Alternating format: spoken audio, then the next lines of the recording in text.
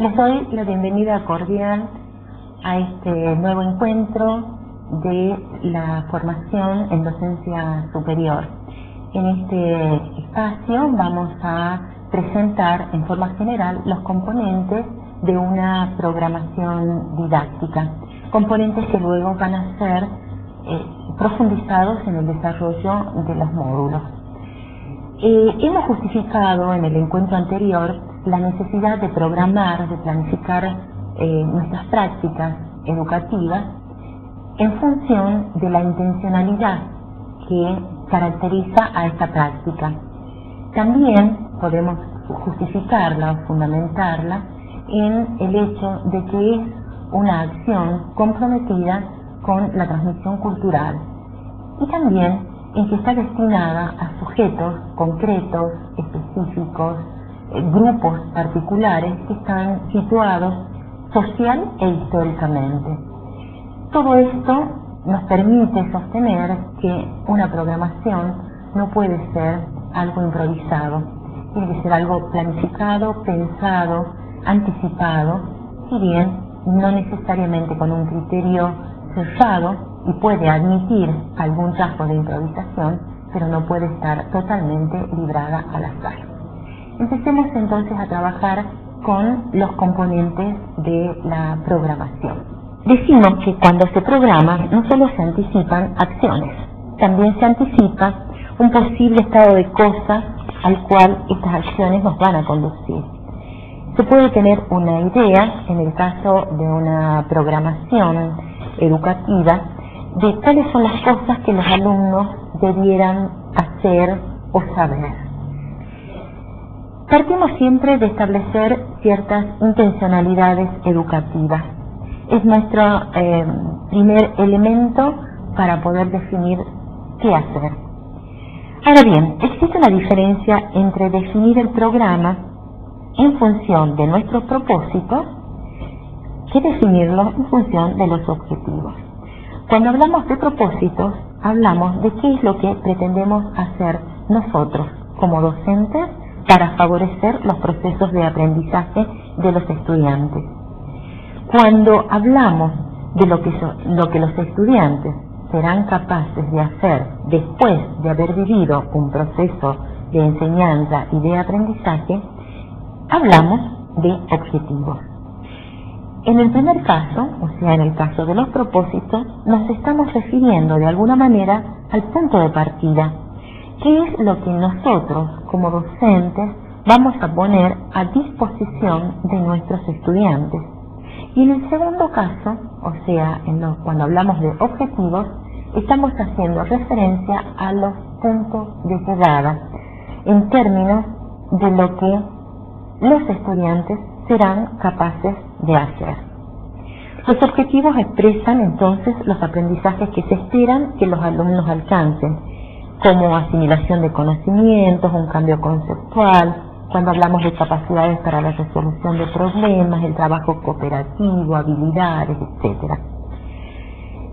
En general, en todo programa se definen propósitos, o bien se definen objetivos, o bien ambas cosas. En realidad, propósitos y objetivos son dos maneras diferentes de establecer las intencionalidades educativas. Por ejemplo, si tomamos este módulo Programación de la Enseñanza, hemos planteado como un propósito central que los docentes del módulo pretenden generar espacios de análisis y reflexión que posibiliten la comprensión y la resignificación de las prácticas pedagógicas en el nivel superior. Es decir, qué es lo que nosotros, docentes responsables de este módulo, vamos a posibilitar, vamos a plantear, vamos a favorecer. En cuanto a uno de los objetivos, proponemos que los profesionales cursantes del módulo logren reconstruir su propuesta didáctica a partir de los aportes teóricos del módulo. Es decir, estamos planteando qué es lo que pretendemos que ustedes, profesionales, logren construir a partir del cursado de este módulo. Fijar objetivos o propósitos tiene que ver con el carácter público que tiene la programación didáctica. Este proceso de programación de la enseñanza no es lineal y muchos profesores no lo inician planteando las intencionalidades, sino que lo inician a través de la organización de los contenidos. Los contenidos en general incluyen informaciones, conocimientos, conceptos a construir, habilidades cognitivas, procedimientos, actitudes, valoraciones. Para programar los contenidos hace falta o se deben recorrer diferentes procesos. En primer lugar, hacer una selección de las temáticas que vamos a incorporar en nuestro programa, organizarles, darles un sentido didáctico y por último secuenciar, definir cómo empezamos, cómo seguimos y cómo terminamos. Cuando ya hemos definido la organización del contenido y los objetivos y propósitos de aprendizaje, tendremos que diseñar, pensar, construir una estrategia de enseñanza adecuada, apropiada y específica para la situación, para la disciplina, para la materia. Implica entonces, hablar de las estrategias implica tomar decisiones acerca de cómo enseñar, qué vamos a hacer, qué tipo de actividades nos proponemos como docentes para generar aprendizajes en los alumnos. Esto implica pautar las actividades de aprendizaje que van a desarrollar los estudiantes para posibilitar su aprendizaje. Entonces hablamos tanto de acciones del docente como de actividades que deberán cumplir los estudiantes. Prever esto al momento implica también prever en forma simultánea los recursos y los materiales que van a ser necesarios para favorecer el desarrollo de estas actividades, como guías de trabajo, la bibliografía, recursos tecnológicos, entre otros. Es importante en este momento, al definir la estrategia, pensar con qué criterios lo hacemos. ¿Qué hay que tener en cuenta para la definición de las estrategias? Por un lado, es importante pensar la orientación que va a adoptar la enseñanza. Esto implica definir los niveles de protagonismo que va a tener el docente y que va a tener el grupo de estudiantes en una propuesta particular. Por ejemplo, si el énfasis está puesto en la transmisión de cierta información con la conducción del profesor, va a tener mayor protagonismo el docente, lo que no quiere decir que el estudiante no tenga un cierto nivel de protagonismo a través de la pregunta, a través de la ejemplificación. Acá tendríamos, por ejemplo, una exposición magistral, una demostración didáctica. Ahora, si el énfasis está puesto en la guía, en la orientación del grupo de estudiantes por parte del docente, implica un mayor nivel de protagonismo de los alumnos. Por ejemplo, cuando se plantea una resolución de problemas, estudio de casos, trabajo de equipo, mayor protagonismo el grupo de estudiantes con la orientación, la conducción mínima del docente, menor nivel de protagonismo del docente. Esto no significa que uno tiene que optar por uno u otro como formas dicotómicas, sino reconocer el énfasis que se puede poner en cada uno de los momentos. Ambas orientaciones pueden estar de alguna manera articuladas dentro de la estrategia y podemos pasar o redistribuir permanentemente ese nivel de protagonismo. Las estrategias también se definen teniendo en cuenta las formas que tiene el contenido que deberá ser desarrollado en la clase.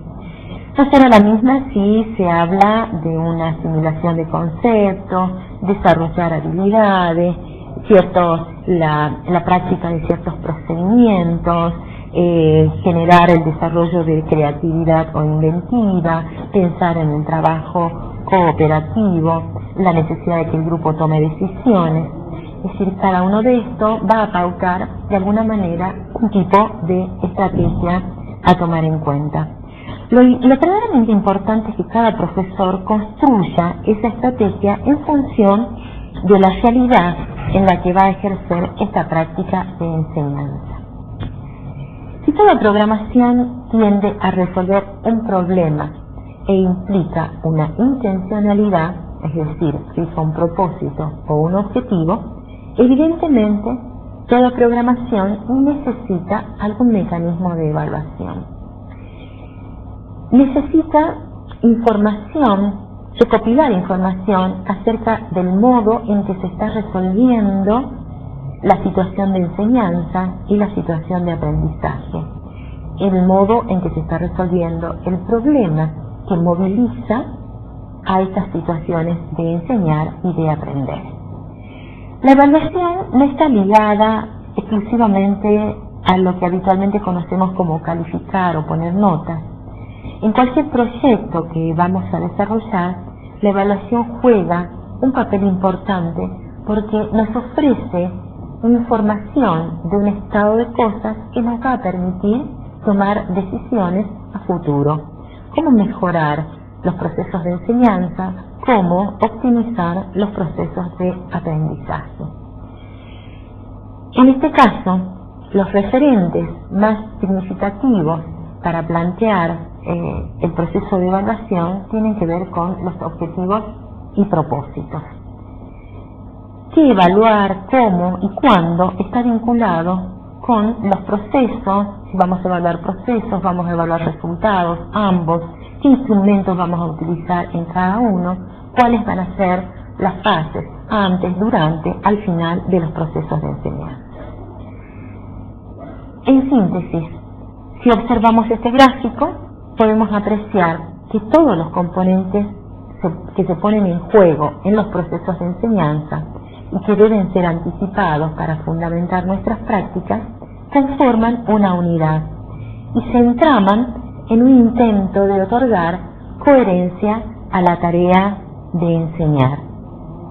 Todos estos elementos están contenidos en el mismo proceso, se vinculan unos a otros, se influyen unos a otros. Quiero retomar una idea central. Nuestra tarea implica la programación, implica pensar, anticipar y disfrutar de esa tarea de programar. Así elijamos una programación que sea totalmente con un modelo exhaustivo o una programación tomada como una hipótesis de trabajo que admita un mayor nivel de improvisación o de contingencia. En ambos casos son posibles de tener en cuenta. Pueden utilizarse en un momento u otro del proceso de enseñanza. Sea cual fuera la decisión, es de alguna manera nuestro desafío como docentes. Y por otro lado, es la libertad que tenemos para desarrollar nuestra cátedra, nuestra asignatura, como lo pensemos de la mejor manera posible. Muchas gracias por compartir este encuentro en red.